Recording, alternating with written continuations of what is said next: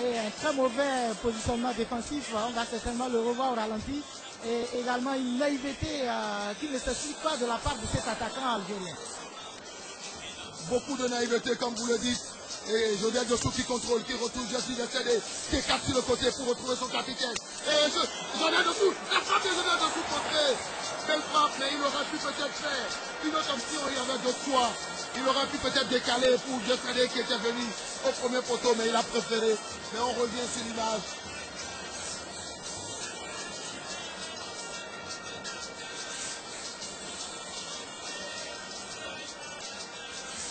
Attention à ce corner.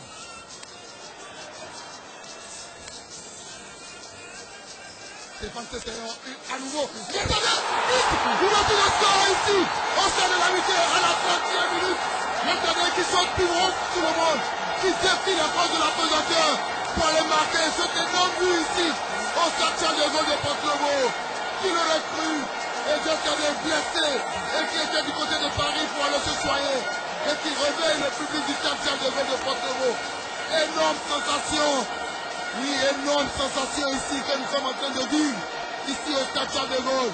Jessie 2-0 pour l'Algérie, 2 pour le Bénin. Parce que pourquoi je l'ai dit, il avait marqué un but du côté d'Alger. C'est son deuxième but, 2 sélections, 2 pour Rudy Jessie. Personne, alors qu'on revoit là la tête de Jessie qui vient ici crucifier cette équipe algérienne qui depuis quelques minutes avait quand même engagé certaines hostilités et commençait par faire panique. Alors qu'on revoit là la tête de Jessie qui vient ici crucifier cette équipe algérienne qui depuis quelques minutes... Je crois qu'on se serait mis à l'abri après cette énorme prestation. On revoit Stéphane Tétéon qui rentre, qui enrhume toute la défense et qui va mettre l'intérieur pied droit. Et on voit là que le but a totalement débridé cette équipe béninoise qui de plus en plus est en train de porter des patates chaudes dans le camp algérien. Et le public qui en demande encore un second. Encore ça va partir, le coup de tête, Rudy Jessie qui n'arrive pas à se retourner. Rudy qui n'arrive pas à se retourner alors qu'il avait tout le temps. Il n'y avait personne autour de lui, mais il ne savait pas où il se trouvait. Malheureusement, il suffisait qu'il se retourne dans l'autre sens, mais il s'est retourné dans le sens contraire. Sinon, je crois que nous aurions pu assister au bras qui retourne ici. Husseini Lagadi, un gars toujours, un gars qui a le contrôle, qui s'engage, qui s'arrache pour aller chercher ce ballon. Mais pas pour longtemps, Bouguera. Dans une bonne ambiance, on était dans une belle situation, on dominait le sujet. Et qu'on prend un but sur une action anodine, une action complètement anodine suite à un but d'Islam. Islam qui vient de marquer son 8e but, 13 sélections, 8e but pour ce joueur qui évolue dans le même club que Pascal Langan. Et on voit que c'est de la cuisse. Il envoie le ballon dans les buts béninois. Il faut reconnaître que c'est la mauvaise passe ou le mauvais appel, comme vous avez dit tout à l'heure. Je ne sais pas s'il peut incriminer le passeur ou Larsen Mehdi, on est capté le côté. Mostefa Mehdi et Mehdi, ce sont leurs prénoms. Sofiane Fegouli, le joueur de Valence, repris. Les Béninois, ils font beaucoup de fautes et assez de passes imprécises. Et depuis le but algérien, on commence par avoir des inquiétudes sur ces irrégularités côté béninois qui ne sont pas du goût de l'entraîneur Manuel Amoros. Mais on va suivre ce corner et ce coup franc plutôt, ce coup franc qui va être touché. Mehdi Marseille, heureusement. Oh, le deuxième but. Le deuxième but ici marqué par les Algériens. Deuxième but marqué par les Algériens alors qu'ils sont montés plus haut que tout le monde. On a vu ce coup franc qui est parti au second poteau et ça se craignait. On craignait ceci, regardez, sous les mains d'Argentine. Il passe derrière tout le monde entre les deux défenseurs. Nana, Badarou et Anicia Diamansi pour aller mettre ce coup de boule, je dirais. Ça va me sortir des gosses. C'est un vrai coup de boule. Et l'Algérie, en 2 minutes, qui vient de crucifier cette équipe du Bénin. Oui, il faut reconnaître que la ligne arrière béninoise manque beaucoup d'assurance. On l'a constaté depuis que les Algériens faisait chaque fois travailler le gardien de but béninois. Et je pense qu'à la mi-temps, l'entraîneur béninois doit trouver une solution à cette défense qui, ma foi, est très chancelante, alors que devant, ça travaille beaucoup. Il y a beaucoup d'occasions que les gens se créent. Si derrière, les défenseurs ne font pas l'effort d'enrayer les contre-attaques algériennes, ça sera toujours comme ça. On encaissera et on sera toujours là à courir derrière le score. À prendre 2 buts en 2 minutes, j'ai plutôt peur pour la gamelle, pour la pâtée, pour la Bérésina. Parce qu'on ne retrouve plus cette équipe, le milieu de terrain qui est complètement les ligues qui sont complètement écartées. On se dit, dans le souci peut-être d'aller égaliser, dans le souci de se faire contrer, est-ce que cette équipe ne va pas se reconfigurer dans sa moitié de terrain? Je pense que... Un peu de discussion, un peu de débat. Et la faute, on voit comment elle a été commise. Faute commise par Bouguera, le capitaine de cette équipe, qui manque aussi de rythme parce que lorsque vous évoluez du côté du Qatar, où c'est un championnat de 3 mois, je crois qu'on n'a plus le même rythme que des joueurs qui évoluent dans le championnat européen. Et Stéphane Sessegnon qui monte sur le ballon, qui va essayer peut-être de faire la différence. Il a l'habitude du côté de Sunderland. Stéphane Sessegnon, est-ce qu'il a le moral? Parce que hier, il faut le dire, Stéphane Sessegnon a été cambriolé du côté de Sunderland. Mais il y a l'amour de la patrie, l'amour Stéphane Sessegnon. Stéphane Sessegnon a un ballon second poteau et qui a été stoppé, repris. Un coup de tête de la part de cette défense.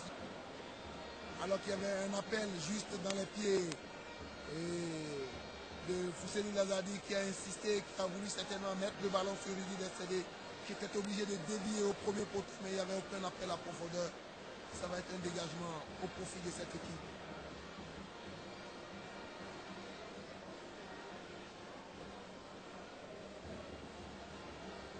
Mesbah, contré. Le tacle là, un tacle très appuyé de la part de Pascal Angan qui laisse un tout petit peu terminer la semaine. Et Fegouli seul, Fegouli encore, et le bon retour de Jordan Adé aussi, Jordan, qui vient prendre le ballon dans les pieds de Fegouli.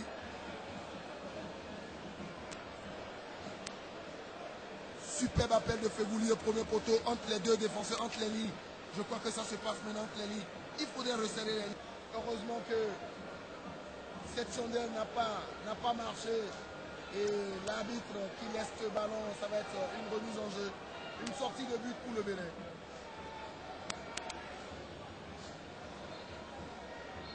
C'est la fin du match. Souleymane Achanti, Algérie 2, Bénin 1. Les buts ont été marqués par Rudy Dessédé, son deuxième but en équipe nationale, deuxième sélection. Et l'Algérie qui revient avec Islam. Islam qui a marqué ce but. Et après, le deuxième but, suite à une erreur grossière défensive, un coup de tête, un coup de boule qui prend tout le monde à contre-pied et qui va peut-être faire perdre ce match à cette équipe du Bénin en route pour la Coupe du Monde, alors qu'une défaite était interdite pour les Béninois sur le Achanti. Qu'est-ce qu'on peut retenir de ces 45 premières minutes? Ok, sur l'ensemble, on a quand même vu un très bon match, même si les Béninois sont menés au score avec un petit but d'écart. Il faut également reconnaître que cette équipe algérienne techniquement paraît supérieure à l'équipe béninoise. Elle a essayé de jouer son jeu comme on le voit. L'équipe béninoise également a joué sur le coup cette tête de Dessédé qui a permis de faire la différence. Et puis ce deuxième but algérien est marqué avec le genou de l'attaquant, je crois que c'était Sofiane ou Selim qui a marqué. Toujours est-il que l'équipe algérienne mène par 2 buts à 1. Et je pense que sur l'ensemble du match, on peut reconnaître que les Algériens étaient un tantinet supérieur à l'équipe béninoise. Il est toujours dans l'esprit de trouver Razak Moutessi dans les incursions. Qui est complètement en sécurité, ce gardien de paix congolais et qui évolue du côté de Gazélec Gassio, mais qui malheureusement en deuxième division descend. Et un nouveau changement, on l'avait dit. Un nouveau changement avec l'entrée en jeu de Djilas Nabil qui avait joué face au Burkina Faso et qui avait joué face au Bénin au match aller et qui a perdu sa place de titulaire depuis quelques temps, qui revient et qui va remplacer Islam. Je crois le buteur algérien va sortir, Islam Slimani, le buteur algérien qui va sortir et qui laisse sa place à Djilas Nabil. Voilà le nouveau changement, c'est un changement poste pour poste. Ici, c'est un changement poste pour poste, ça veut dire forcément Vaïd n'a pas changé complètement cette tactique comme on l'avait prédit. Vaïd veut toujours mettre la pression sur la défense béninoise. Oui, surtout que les Béninois sont à 10. Il n'a aucun intérêt à changer sa tactique, peut-être chercher à consolider le score. Et que de plus en plus on constate qu'il y a un relâchement. La lassitude est d'un côté comme de l'autre.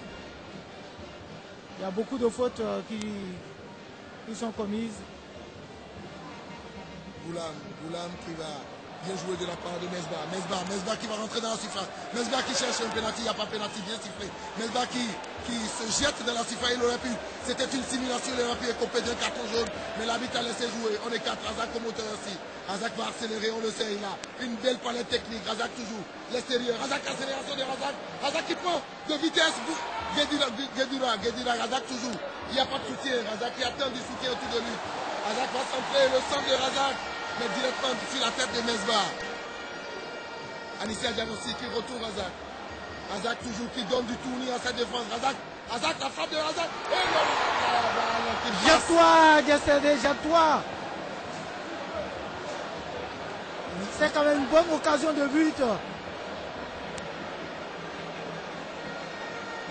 Parce que des panneaux écrits, des écritures en arabe, c'est ça la publicité. On n'a pas souvent de publicité ici. Et ça veut dire, voilà toutes ces sociétés qui accompagnent les Fennecs d'Algérie. C'est un problème de marketing ou qu'est-ce qui manque à cette équipe pour ne pas avoir. On n'a aucun panneau qui parle du Bénin ici, qui parle de société. Il n'y a ni MTM ni rien, on ne voit rien. Il n'y a que le feu, que des panneaux des sociétés algériennes. Encore, ça va repartir le nouvel entrant.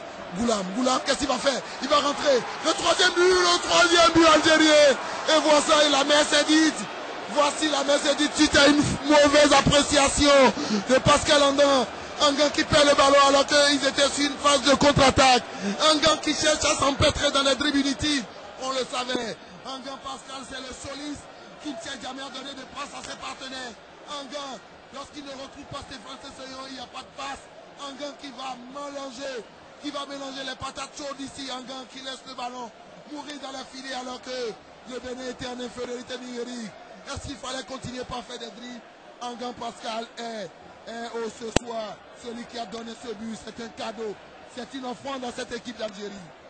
Oui, et Halilovic peut être très fier de Nabil qui, c'est ce qu'on appelle un bon coaching parce qu'il vient d'entrer. Et il est entré, il a marqué. Et pour Halilovic, c'est vraiment un bon coaching. On le voit faire assez de gestes là-bas du côté du banc algérien. Et c'est ça qui prouve quand même que l'entraîneur, il a eu le coup d'œil, il sentait qu'il avait encore besoin d'un attaquant pour faire la différence. Et maintenant, le bloc est fait. L'Algérie est à 3-1.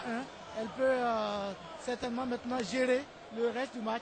Il reste encore un peu plus de 10 minutes à jouer. Et sur ces 10 minutes, les Béninois auront du mal à remonter 2 buts à 10.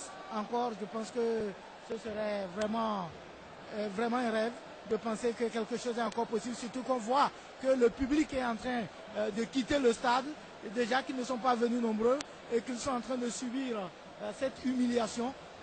Les Béninois ont préféré sortir 1-1. L'amateurisme, on l'a vu, un championnat amateur, on n'a pas de sponsor, ça se montre, ça se voit lorsque vous voyez ici tout ce qui est déployé par les Algériens, toutes ces sociétés que vous avez en face de vous, sont des sociétés algériennes qui accompagnent Nedjma. Je sais que c'est un réseau de GSM du côté d'Algérie, je connais. Et quand vous voyez tous ceux qui sont allés en Algérie savent Nedjma, ça veut dire personne n'accompagne cette équipe parce que cette équipe n'a pas il n'y a pas un bon feeling, il n'y a pas une bonne gestion, il n'y a pas de bonnes gens autour de cette équipe. Et que faut-il